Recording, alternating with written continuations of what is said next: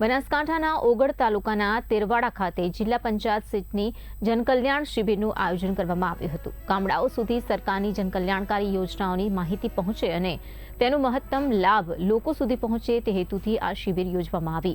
તારીખ 19/6/2026ના રોજ સવારે 9 વાગ્યાથી સાંજે 5 વાગ્યા સુધી ચાલેલી આ શિબિરમાં 21 ગામોના લાભાર્થીઓ મોટી સંખ્યામાં ઉપસ્થિત રહ્યા હતા।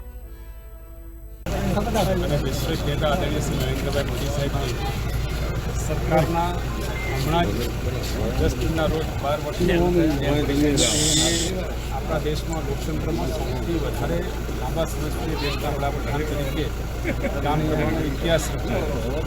આ ઇતિહાસ એ દેશના લોકોના જનહિતને જનકલ્યાણના કામોનો ઇતિહાસ છે।